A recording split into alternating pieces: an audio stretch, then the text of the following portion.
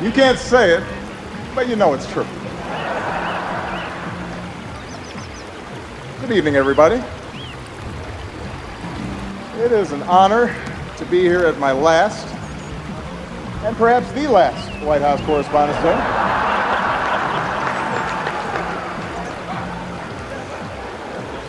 You all look great. The end of the Republic has never looked better.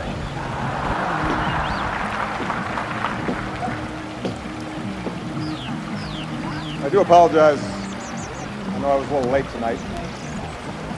I was running on CPT.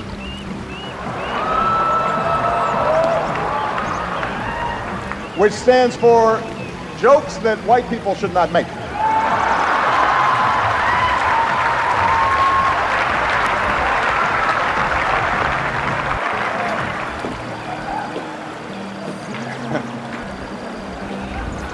It's a tip for you, Jeff. Anyway, here we are. My 8th and final appearance at this unique event. And I am excited. If this material works well, I'm going to use it at Goldman Sachs next year.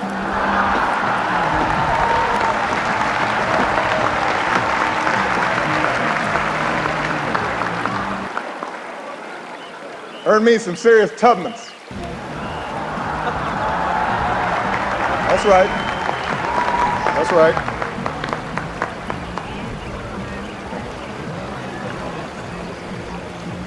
My brilliant and beautiful wife, Michelle, is here tonight.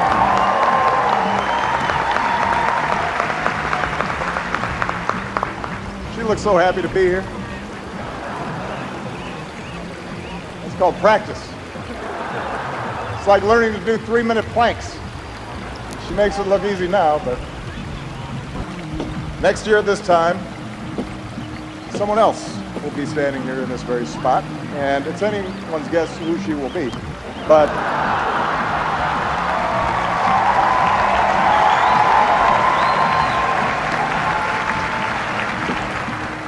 standing here, I can't help but be reflective, a little sentimental.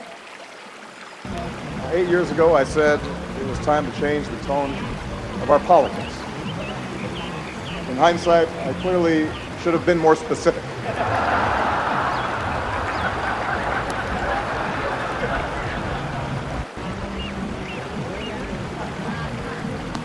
Eight years ago, I was a young man, full of idealism, and vigor. Look at me now. I am gray, grizzled, just counting down the days till my death panel.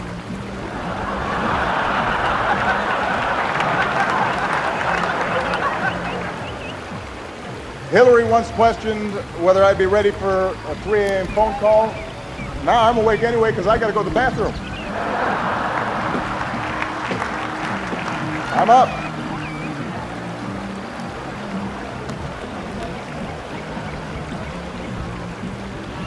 In fact, somebody recently said to me, Mr. President, you are so yesterday. Justin Trudeau has completely replaced you. He's so handsome, he's so charming. He's the future. And I said, Justin, just give it a rest.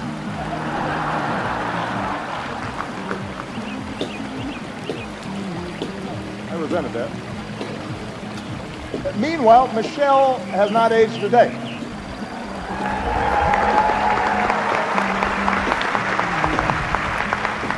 The only way you can date her in photos is by looking at me.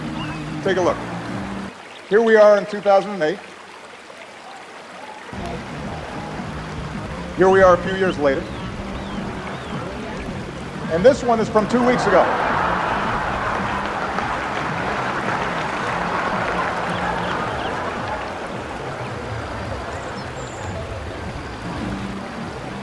So time passes. In just 6 short months, I will be officially a lame duck. Which means Congress now will flat out reject my authority. And Republican leaders won't take my phone calls. And this is going to take some getting used to. It's a curveball. I don't know what to do with it.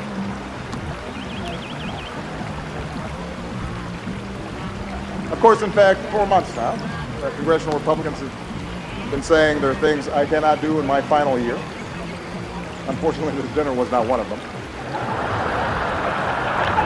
But on everything else, it's another story. And you know who you are, Republicans. In fact, I think we've got Republican Senators Tim Scott and Cory Gardner. They're in the House, which reminds me, security, bar the doors. Judge Merrick Garland, come on out. We're going to do this right here, right now.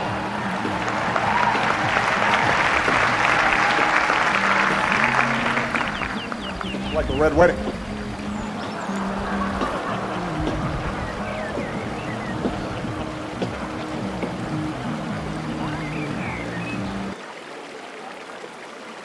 But it's not just Congress.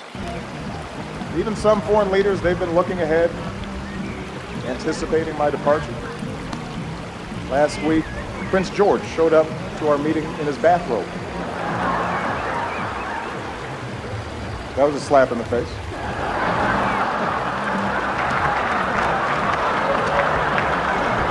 A clear breach of protocol. Although while in England, I did have lunch with Her Majesty the Queen, took in a performance of Shakespeare, hit the links with David Cameron.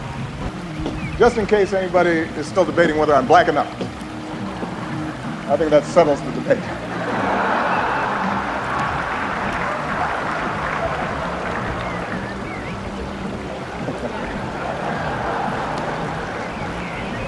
I won't lie. Look, this is a tough transition. It's hard. Key staff are now starting to leave the White House. Even reporters have left me. Savannah Guthrie, she's left the White House press corps to host the Today Show. Norah O'Donnell left the briefing room to host CBS This Morning. Jake Tapper left journalism to join CNN.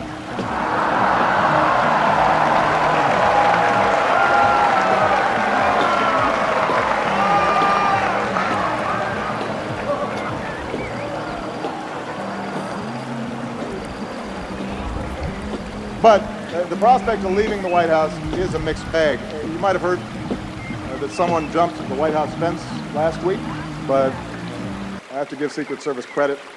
They found Michelle, brought her back. She's safe. She's safe back at home now. It's only 9 more months, baby. Settle down.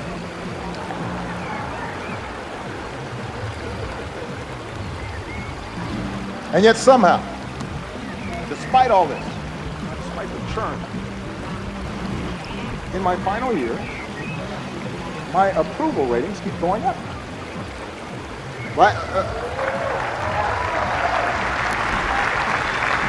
The last time I was this high, I was trying to decide on my major.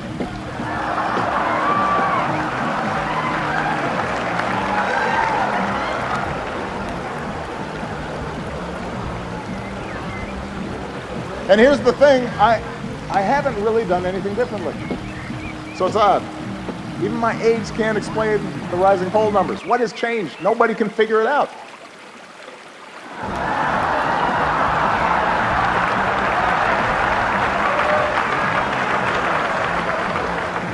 Puzzling. Anyway, in this last year, I do have more appreciation for those who've been with me on this amazing ride. Like one of our finest public servants, Joe Biden. God bless him. Love that guy. I love Joe Biden. I really do. And I want to thank him for his friendship, for his counsel, for always giving it to me straight, for not shooting anybody in the face. Thank you, Joe.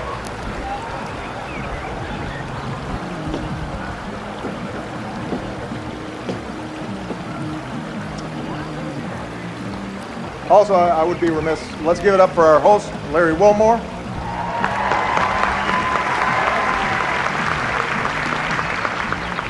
Also known as one of the 2 black guys who's not Jon Stewart. You're the South African guy, right?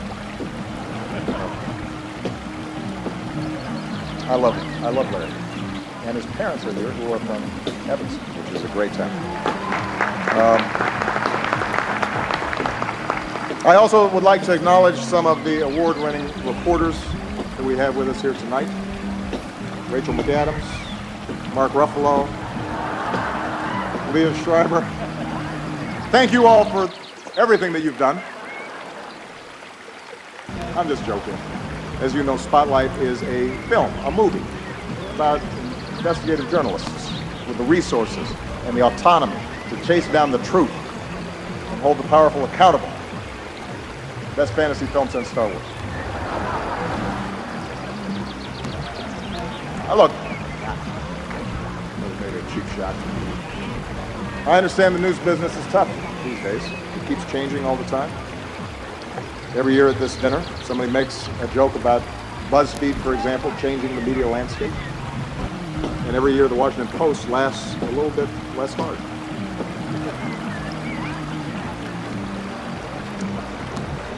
There's kind of a silence there, especially at the Washington Post paper. GOP Chairman Reince Priebus is here as well. Glad to see that you feel that you've earned a night off. Congratulations on all your success. The Republican Party, the nomination process, it's all going great. Keep it up.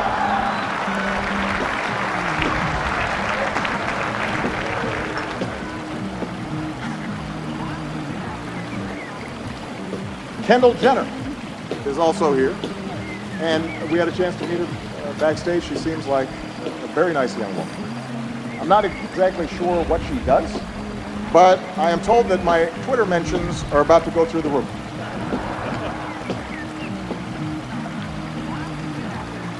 Helen Mirren is here tonight.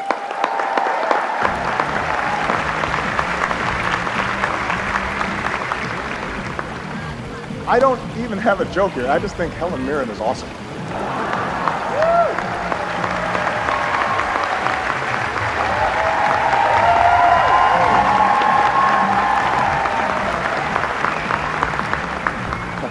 She's awesome. Sitting at the same table, I see Mike Bloomberg. Mike, a combative, controversial New York billionaire, is leading the GOP primary, and it is not you. That has to sting a little bit.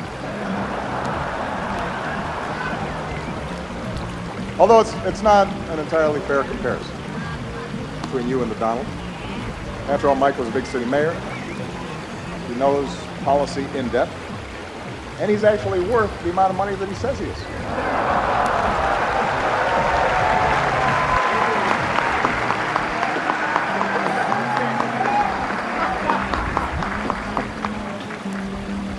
What an election season. For example, we've got the bright new face of the Democratic Party here tonight, Mr. Bernie Sanders.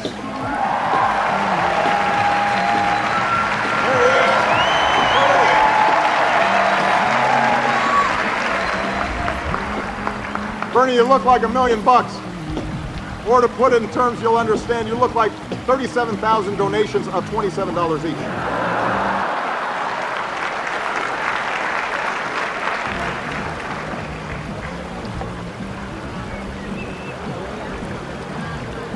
A lot of folks have been surprised by the Bernie phenomenon, especially his appeal to young people, but not me.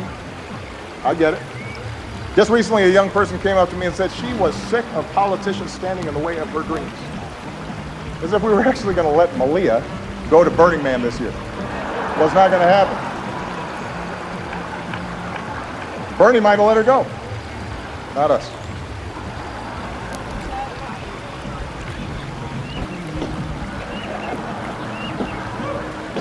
I am hurt, though, Bernie, that you've been distancing yourself a little from me. I mean, that's just not something that you do to your comrade.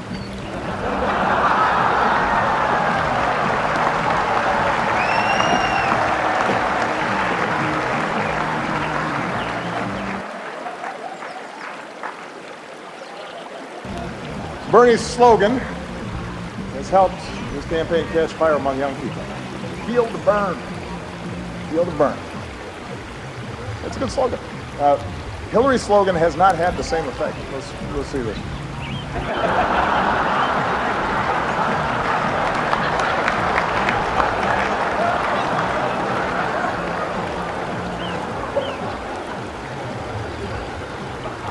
Look, I've said how much I admire Hillary's toughness, her smarts, her policy chops, her experience. You've got to admit it, though. Hillary trying to appeal to young voters is a little bit like your relative who just signed up for Facebook. Dear America, did you get my poke? Is it appearing on your wall? I'm not sure I'm using this right. Love, Aunt Hillary.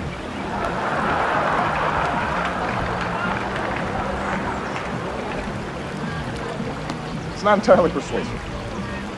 Meanwhile, on the Republican side, things are a little more, how shall we say this, a little more loose.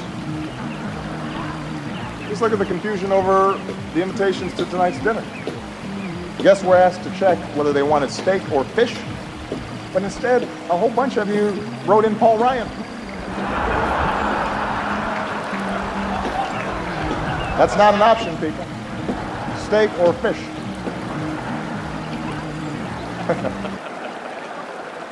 You may not like steak or fish, but that's your choice.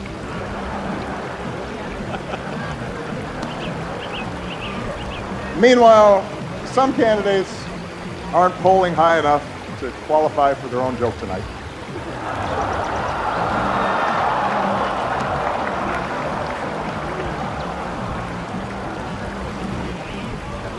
The rules were well established ahead of time. And then there's Ted Cruz.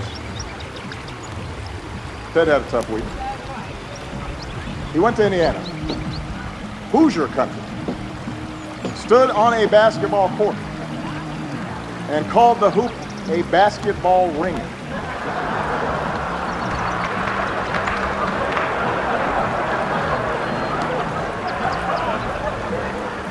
What else is in his lexicon?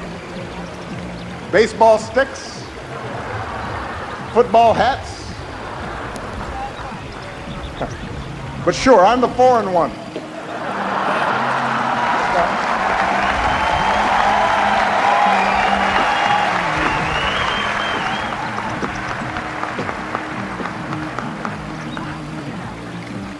Well, let me conclude tonight on a more serious note.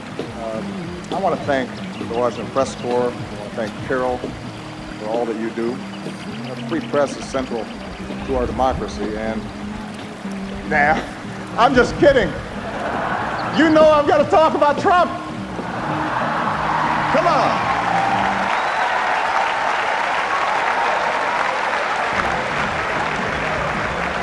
We weren't just going to stop there.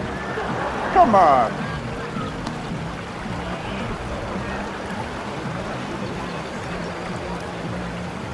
Although I am a little hurt that he's not here tonight. We had so much fun the last time. And it is surprising. We've got a room full of reporters, celebrities, cameras, and he says no. Is this dinner too tacky for the Donald? What could he possibly be doing instead? Is he at home, eating a Trump steak? Tweeting out insults to Angela Merkel? What's he doing?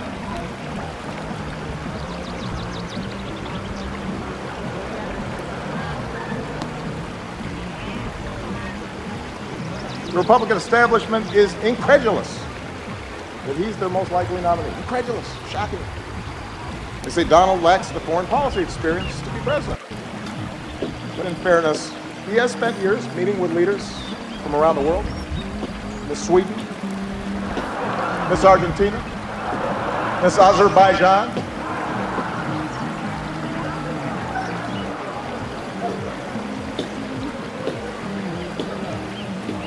And there's one area where Donald's experience could be invaluable, and that's closing Guantanamo.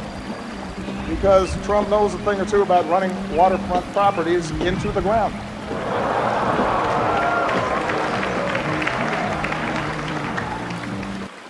All right, that's probably enough. I mean, I've got more material. No. I don't want to spend too much time on the Donald. Following your lead, I want to show some restraint. Because I think we can all agree that from the start, he's gotten the appropriate amount of coverage, befitting the seriousness of his candidacy. I hope y'all are proud of yourselves. The guy wanted to give his hotel business a boost, and now we're praying that Cleveland makes it through July.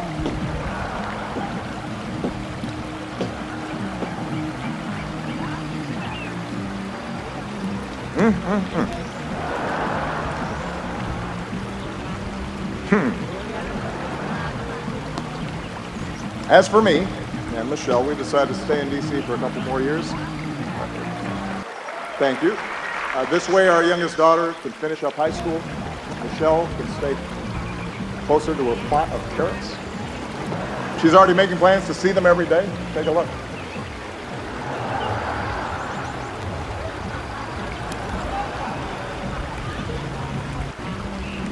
But our decision has actually presented a bit of a dilemma because traditionally presidents don't stick around after they're done. And it's something that I've been brooding about a little bit. Take a look. The Obamas are staying in D.C. for 2 years after the president leaves office. He's about to go from commander-in-chief to couch commander. Chuck Todd. What am I going to do in D.C. for 2 years? You got a real dilemma, Jackie. I can't go every day, can I? So what you like better, these or these? Joe, they're the same. Capture different moods. Joe, I need some focus. Come here, you're fix everything. I'm sorry, what's that? I said, Mr. President, you have to be practical. And look, you can drive again, you're going to need a license. You love sports. Why don't you volunteer to work for one of the teams around here? Is this Washington Wizards? I understand you're looking for some coaching help. Let's just say I coached my daughter's team a few times. Hello. Hello.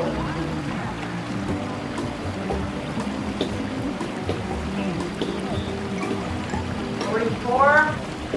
Fine.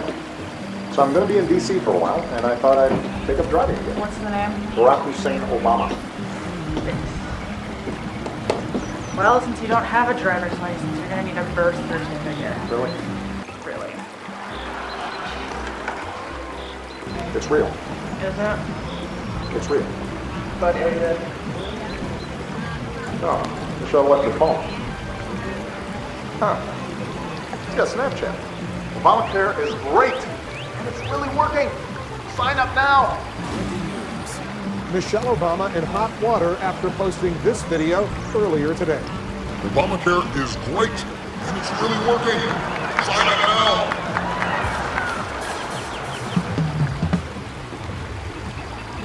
No? No. You get a lot of views? Honey, enough. Why don't you just talk to somebody who's been through this? I gotta go to Soul Cycle. She's right. I know who I need to talk to. Hey. It's Barack. Listen, can we get together? Now that is a great thing. Yeah, it's good for me. It's good for me.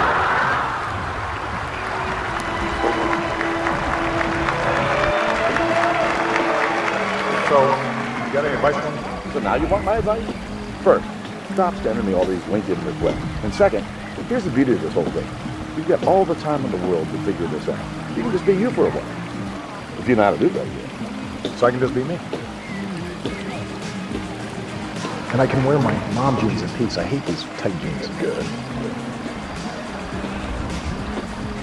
Yesterday, I had a beer at 11:30 in the morning. And you know, McDonald's now for breakfast all day long. Michelle's going to be at spin class, so she'll never know. Right. Let it go. You know, it won't be long. You'll be able to walk right out of the Oval Office singing zippity-doo-dah, zippity-yay. And you got plenty of time to work on your camp. And you know what? I finally got the grand bargain on a sweet Chevy Tahoe. Look here. Look here.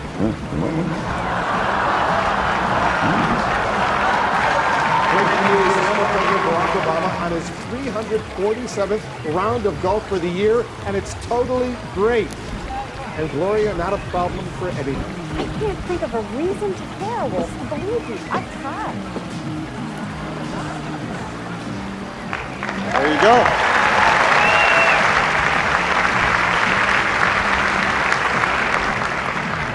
I am still waiting for all of you to respond to my invitation to connect to LinkedIn. But I know you have jobs to do, which is what really brings us here tonight. I know that there are times that we've had differences, and that's inherent in our institutional roles. It's true of every president and his press corps. But we've always shared the same goal, to root our public discourse in the truth, to open the doors of this democracy, to do whatever we can to make our country and our world more free and more just. And I've always appreciated the role that you have all played as equal partners in reaching these goals.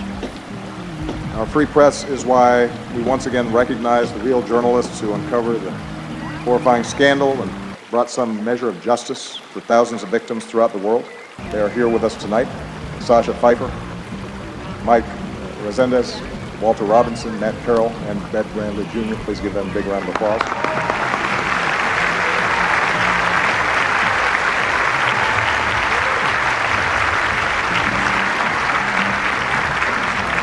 Our free press is why, once again, we honor Jason Rezaian. As Carol noted, last time this year we spoke of Jason's courage as he endured the isolation of an Iranian prison.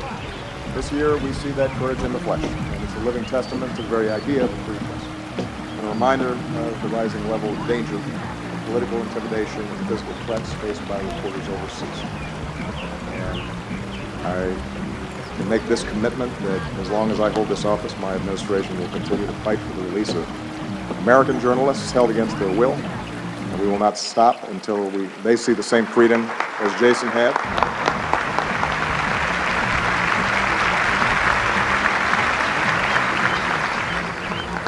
At home and abroad, journalists, like all of you, engage in the dogged pursuit of informing citizens and holding leaders accountable and making our government of the people possible. And it's an enormous responsibility. And I realize it's an enormous challenge at a time when the economics of the business sometimes incentivize speed over depth, and when controversy and conflict are what most immediately attract readers and viewers. The good news is there's so many of you that are pushing against those trends. And as a citizen of this great democracy, I am grateful for that. For this is also a time around the world when some of the fundamental ideals of liberal democracies are under attack, and when notions of objectivity and of a free press and of facts and of evidence are trying to be undermined, or in some cases ignored entirely. And in such a climate, it's not enough just to give people a megaphone. That's why your power, your responsibility to dig, to question, and to counter distortions and untruths is more important than ever. Taking a stand on behalf of what is true does not require you shedding your objectivity. In fact, it is the essence of good journalism. It affirms the idea that the only way we can build consensus, the only way that we can move forward as a country, the only way we can help the world mend itself is by agreeing on a baseline of facts when it comes to the challenges that confront us all. So this night is a testament to all of you who've devoted your lives to that idea, to push, to shine a light on the truth every single day. So I want to close my final White House Correspondents' Dinner by just saying thank you. I'm very proud of what you've done. It has been an honor and a privilege to work side by side with you to strengthen our democracy. And with that, I just have two more words to say. Obama out.